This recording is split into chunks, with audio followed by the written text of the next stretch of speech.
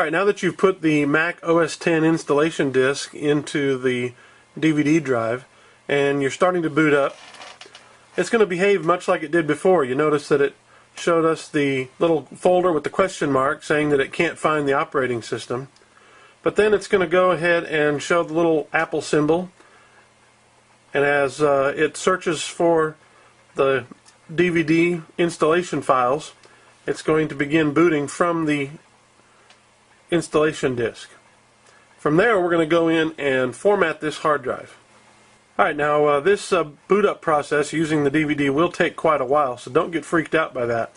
But eventually you'll see the blue screen show up saying that Mac OS X is updating, or is booting, and then it'll go to the gray screen where we're going to get our first dialog question. What language do you want to use? We're of course going to pick English, and we'll click on that button there to go to the next screen. Now when that one pops up, don't do anything. Just wait for the menu to show up at the top.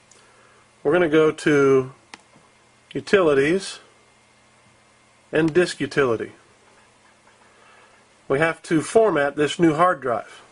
So the 2 terabyte Western Digital, that's our backup disk. The Matsushita DVD-R, that's the DVD disk. So this one is our new drive. We have put in a 500 gigabyte Western Digital. You would think it would be format, but instead we actually have to pick erase. And you can give it a name. We're going to call it Macintosh HD. Click erase. It'll ask you, are you certain? We'll say yes. Erase. It'll begin partitioning it.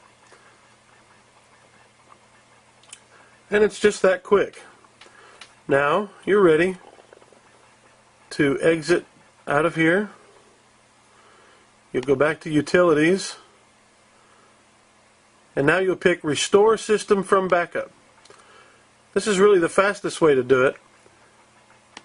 Click on Continue. It's going to look for our backup disk, which is the MyBook. Click Continue. And we'll have a long list of backups. We're going to select the top one because that's the most recent one that was done just before we started this project, and hit Continue.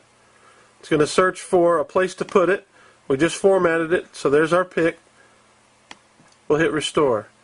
Now you'll notice before we hit this Continue button, it said we had a 500 gigabyte disk, but this is only showing 465. That's normal. The marketers at Western Digital tell us we bought a 500 gigabyte disk. What we really bought was a 465 gigabyte disk, and that is because they use a different kind of math. I think it's basically dishonest, and I think there ought to be a law against it, but they'd rather call it a 500 gigabyte because it sounds better. But you understand, this isn't unusual. This is exactly the way it ought to be based on their dishonesty.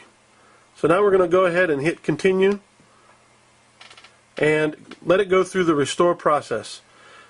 You don't know how long this will take. It depends on how much you're restoring, but it should take quite a while. Anywhere from an hour, maybe even 2 to 3 hours. So we're going to go ahead and let it do that restore disk.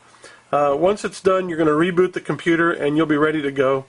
But this is the project, and as long as everything starts back up the next time you're done and you reboot it, then you're done. You have now upgraded to a much faster hard drive in your Macintosh, your MacBook Pro.